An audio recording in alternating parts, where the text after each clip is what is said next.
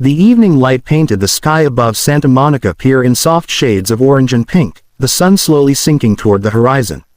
The wooden boards beneath visitors' feet creaked gently as crowds moved back and forth, carrying the sounds of laughter, ringing arcade bells, and distant waves crashing against the shore. The smell of popcorn and fried food mixed with salty ocean air, creating a warmth that made the place feel alive. Lily paused at the entrance, adjusting the small backpack hanging behind her wheelchair. She always took a moment before rolling onto the pier, letting herself absorb the energy. For most people, it was just another busy attraction. For her, it felt like stepping into a world where she could forget hospitals, therapy appointments, and the constant reminders of what she couldn't do. Her hands pushed carefully against the wheels, guiding herself forward. She moved slowly but confidently, weaving between families and tourists taking photos. A little child waved at her as she passed, and Lily smiled back, her nervousness easing. Moments like that helped her feel normal, not defined by her chair, just another person enjoying the evening. Street performers lined the walkway. A violinist played a soft melody near the carousel, while a painter worked quickly on colorful ocean scenes. Lily stopped briefly to watch, captivated by how effortlessly people expressed themselves. She imagined learning to paint someday, capturing sunsets exactly like this one. She rolled toward the railing where the ocean stretched endlessly. The water shimmered under fading sunlight, and seagulls circled overhead, their cries blending with the hum of conversation. Lily closed her eyes for a second, letting the breeze brush her face. Here, she felt calm, lighter somehow. After saving her allowance for weeks, she finally bought herself a warm churro from a nearby stand. The vendor greeted her kindly, handing it over with a smile that made her cheeks warm. Small kindnesses mattered more than people realized. Finding a quiet spot near the railing, Lily positioned her wheelchair carefully so she could see the waves below. She took a bite, laughing softly when powdered sugar dusted her jacket. Around her, couples took selfies and friends joked loudly, but she didn't feel alone. The ocean kept her company. For a few peaceful minutes, everything was perfect. The sunset, the sounds, the feeling that she belonged in this moment just like everyone else. She didn't notice the group of teenagers approaching behind her yet. The peaceful rhythm of the pier slowly shifted as louder voices drifted closer behind Lily. At first, she barely noticed. Crowds were always noisy. Bursts of laughter, shouting from ride operators, music from passing performers. She focused instead on the ocean, watching the last strip of sunlight stretch across the water like molten gold. Then she heard footsteps stop directly behind her. A sharp laugh cut through the background noise.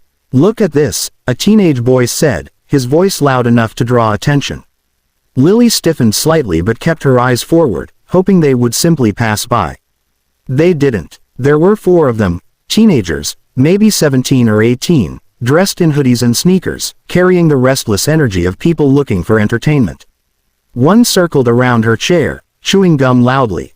Another leaned over the railing beside her, glancing back at his friends with a smirk. Lily lowered her gaze to her hands, pretending not to hear. Experience had taught her that ignoring strangers sometimes made them lose interest. Instead, it encouraged them. "Move, Cripple," one boy said suddenly, nudging the back wheel of her chair with his foot. The word hit harder than the shove. Lily's breath caught, her fingers tightening around the rims. She tried to roll forward calmly, hoping distance would end it. But another teen stepped in front of her path, blocking the narrow space between benches. "Relax," he laughed. "We're just joking." Her heart began to race. She glanced around, silently searching for help. People nearby noticed. A couple paused mid-conversation, a woman frowned, but no one stepped in. The uncertainty of public confrontation held them back. Lily attempted to turn her chair, but a sudden kick struck the side, jolting her balance. The wheelchair tilted slightly before settling back onto both wheels. Fear surged through her chest. "Stop," she said quietly, her voice trembling despite her effort to sound firm. The boys laughed again, feeding off each other's reactions. One mimicked the motion of pushing wheels with exaggerated movements, while another filmed briefly on his phone, whispering comments meant to provoke more laughter. Humiliation burned across Lily's face. The pier that had felt open and welcoming moments ago now seemed tight and overwhelming. Sounds blurred together. Music, voices, crashing waves, all drowned by the pounding of her heartbeat. She tried again to move away, pushing harder this time, but the boy in front shifted deliberately, keeping her trapped. The teasing turned sharper, their voices louder, as if performing for an invisible audience. Lily swallowed hard, fighting tears. She hated feeling helpless in public, hated the attention, hated how quickly safety could disappear. And just as the situation seemed ready to spiral further, a distant sound began to rise beneath the noise of the pier, a deep, steady rumble she didn't yet recognize. The rumble started faintly, almost blending with the crashing waves below the pier. At first, only a few people noticed. Conversations paused mid-sentence as heads turned toward the entrance road leading up from the beach parking area. The sound grew louder, deep, rhythmic, unmistakable. Motorcycles. Lily barely registered it at first. Her attention was fixed on the boys surrounding her, their laughter pressing in like walls. One of them tapped his shoe impatiently against her wheel, while another continued whispering jokes meant only for his friends. Her hands trembled slightly on the rims of her chair. Then the engines roared closer. A long line of motorcycles rolled slowly into view near the pier entrance, chrome gleaming under the fading sunlight. The sound wasn't chaotic. It moved like a single heartbeat, steady and controlled. Conversations across the pier softened as curiosity spread through the crowd. The teenagers hesitated, their attention briefly pulled away. One glanced over his shoulder. "Whoa, what's with all the bikers?" he muttered. About 20 riders eased their bikes to a stop in near-perfect coordination. Engines quieted one by one, leaving behind a sudden, heavy silence that felt almost intentional. Leather jackets creaked as riders dismounted, boots striking the wooden boards with calm confidence. They weren't rushing. They simply observed. From across the walkway, one biker, tall, gray-bearded, with weathered eyes hidden behind sunglasses, noticed the tense scene unfolding around Lily. His expression hardened slightly. Without raising his voice, he nodded once toward the group. The riders began walking forward together. People instinctively stepped aside, creating a clear path.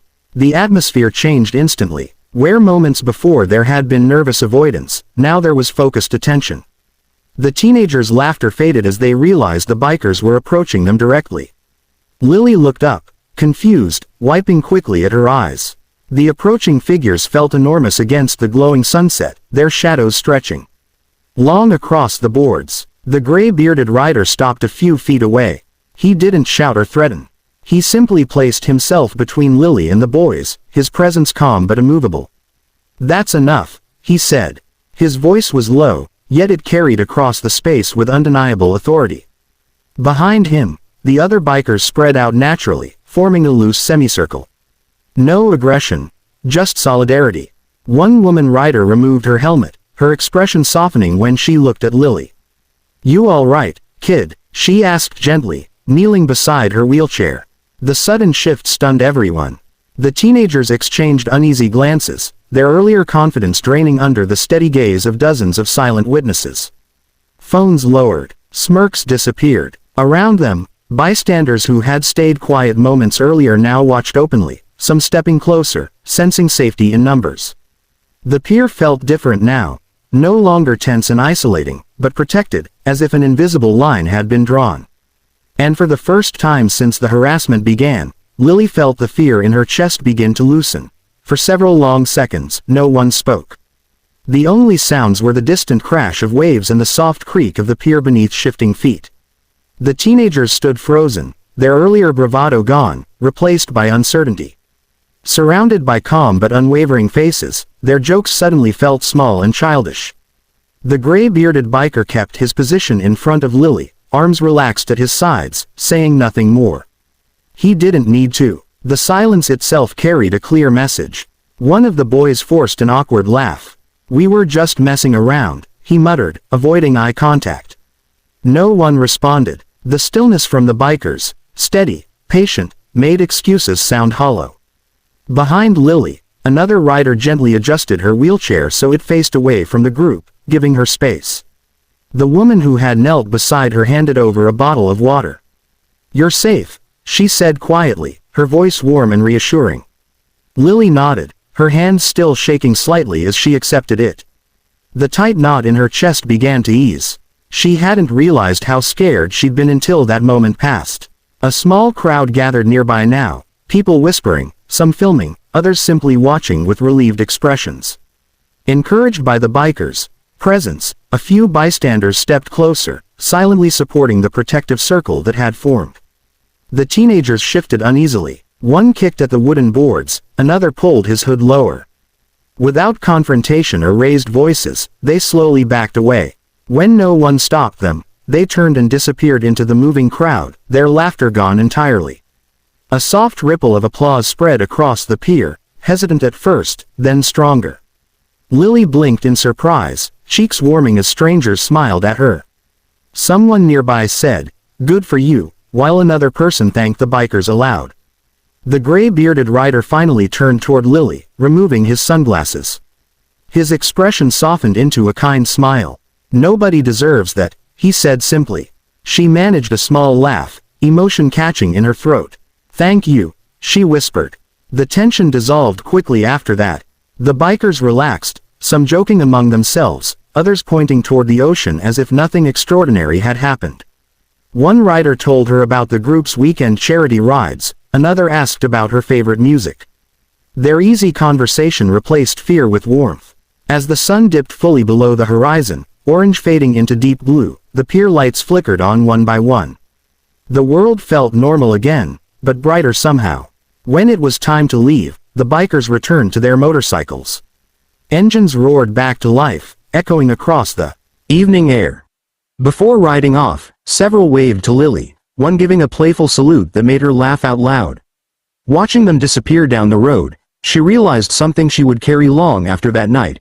Courage doesn't always arrive as a single hero. Sometimes it comes as a community.